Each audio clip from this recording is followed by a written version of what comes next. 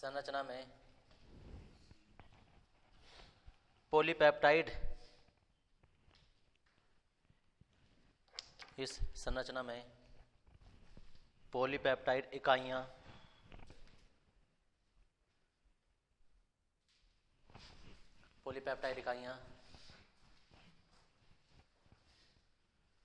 अनियमित रूप में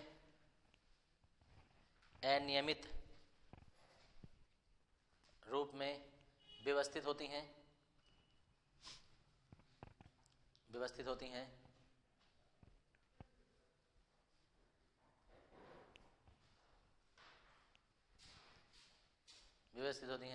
बंद कर देना, वो बंद कर देना पीछे यार। अनियमित रूप में व्यवस्थित होती हैं और NH तथा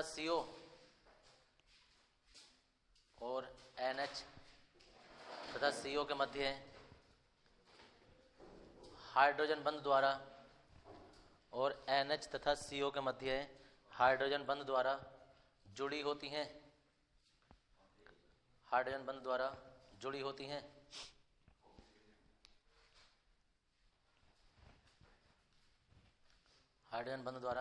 जुड़ी होती हैं। इस संरचना का निर्माण तब होता है जब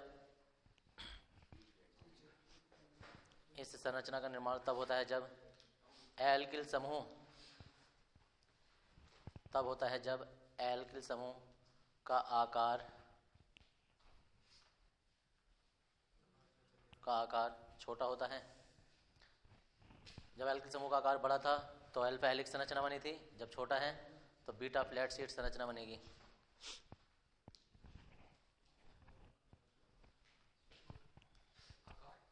छोटा होता है। अब देख लेंगे जरा, ठीक है। देखो बनता हुआ देख लो ना भाई साहब, हालत खराब हो जाएगी अगर जो नहीं जाएगी। फॉर्मूला वही है, NCC बनाना है, NCC।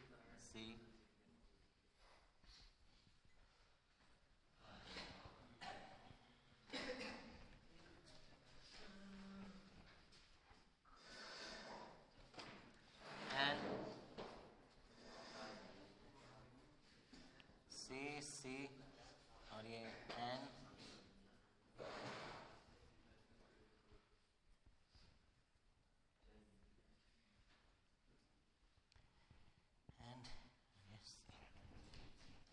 कम से कम 3 बनानी है, वरना 4 भी बना सकते हो, कितनी भी हो सकती हैं।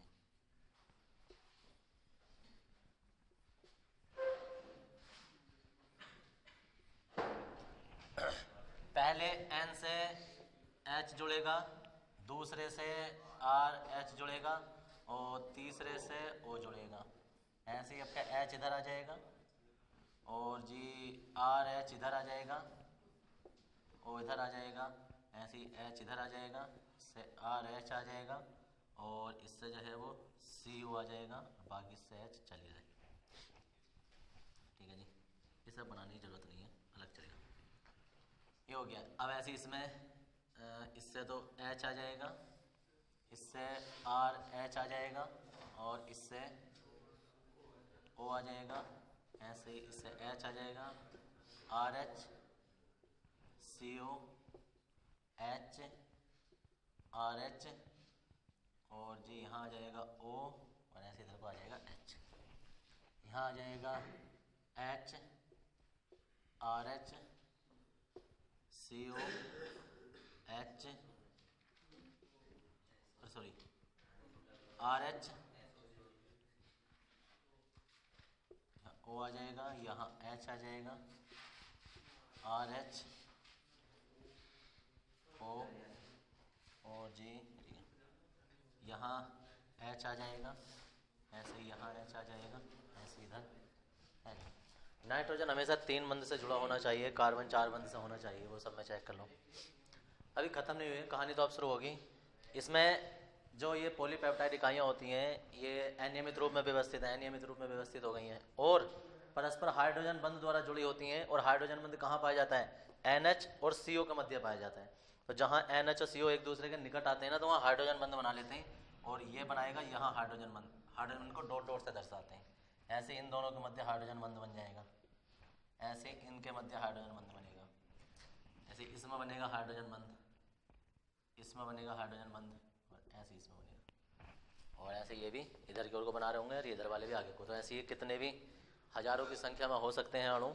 तो ये होती है बीटा फ्लैट की संरचना। बना लो।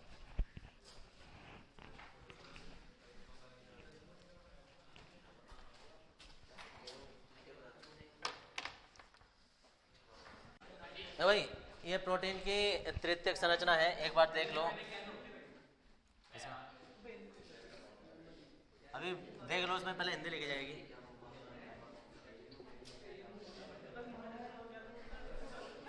इसमें CH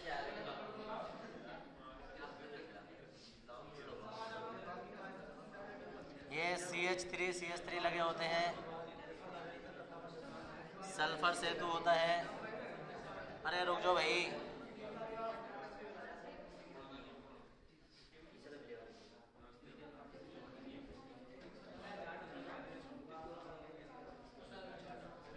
हाइड्रोजन बंद होता है।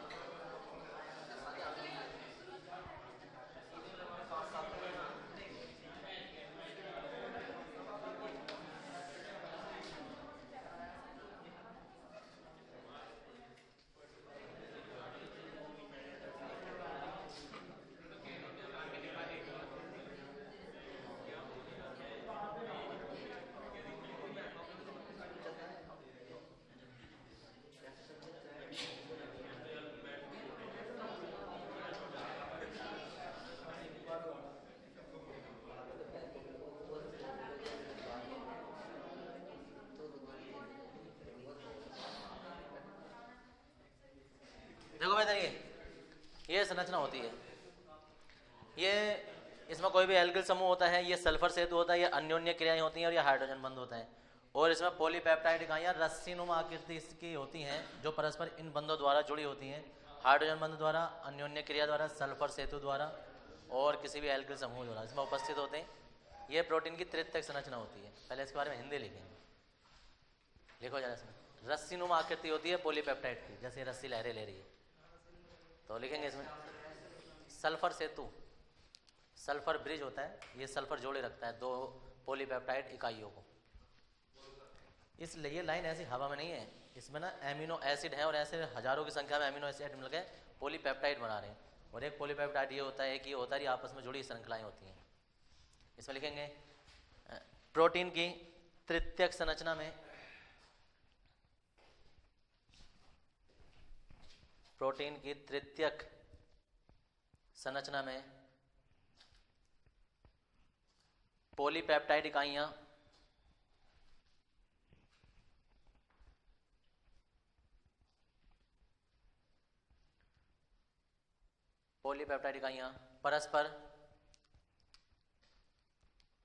परस्पर अन्योन्य क्रियाओं द्वारा, अन्योन्य क्रियाओं द्वारा मत लिखना, अन्योन्य क्रियाओं कोमा हाइड्रोजन बंध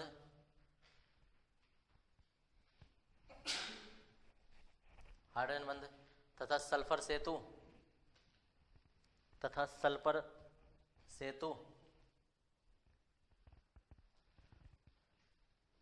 द्वारा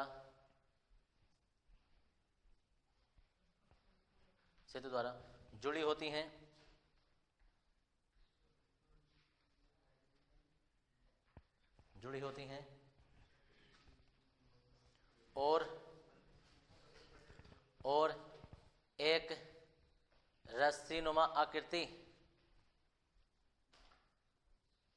और एक रस्सीनुमा आकृति के रूप में व्यवस्थित होती हैं।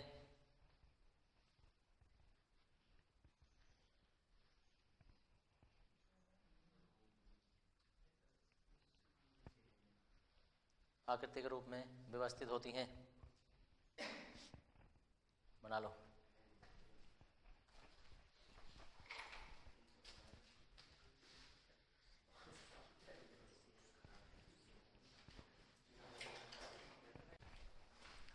प्रोटीन की चतुर्थ संरचना में, चतुर्थ संरचना ये संरचना में दो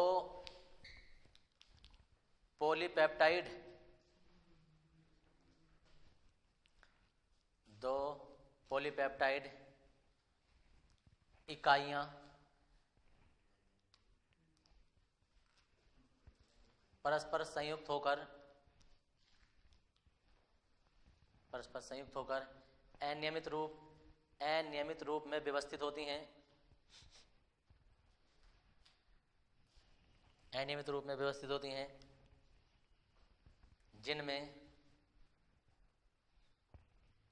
जिनमें हाइड्रोजन बंध पाया जाता है, जिनमें हाइड्रोजन बंध पाया जाता है।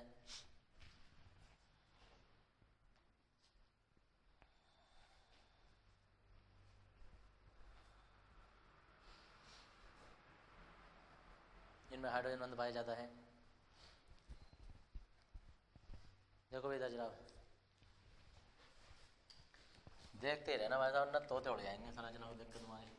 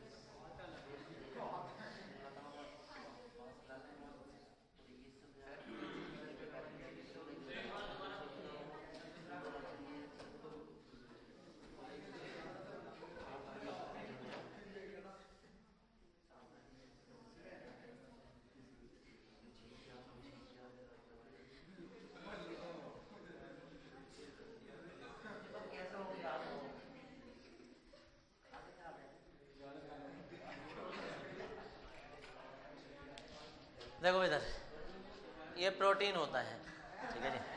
अब सुन लो एक मिनट, अभी पूरा नहीं हुआ, इस काम के बाद सुनो। इसमें ना संरचनाएं आपस में ना एक दूसरे में पलटुवी सी होती हैं, जैसे कि अभी ना तुम्हें ऐसा बनाना है एक दूसरे के ऊपर से नीचे होते हुए ऐसा करके, कुछ ऊपर से कुछ नीचे से। और दूसरी बात सुनो, आधा मतलब इसका आधा हिस्सा मान लेना कोई भी, और आधा हिस्सा जो है वो तुम्हें करना है डार्क या ब्लू कर देना अपना ना पूरे उससे ऐसा करके, पूरा डार्क करना है ऐसे आधा, और आधा ऐसे खुला रहने देना। तो उसमें ये होगा ऐसे, जैसे तुमने इतना कर दिया आधा हो गया ये ऐसे करके, तो आधा तो डार्क हो जाएगा, आधा वो तो उसमें जो डार्क वाली है वो एक पॉलीपेप्टाइड इकाई हो जाती है, जो खुली वाली है वो दूसरी पेप्टाइड इकाई हो जाती है, और ये बन जाती है संरचना। ये प्रोटीन की चतुर्थ संरचना कहलाती है। अपने आप किसी भी रूप में बना लो इसे, आधी डार्क बना लेना, आधी खुली बना देना। हाँ, अल्टी पल्टी होनी चाहिए, एक बार ऊपर निकल के जा रही है तो एक बार नीचे निकल के जानी चाहिए, सारी ऊपर से ही ना घूमे, मतलब कुछ नीचे से कुछ ऊपर से।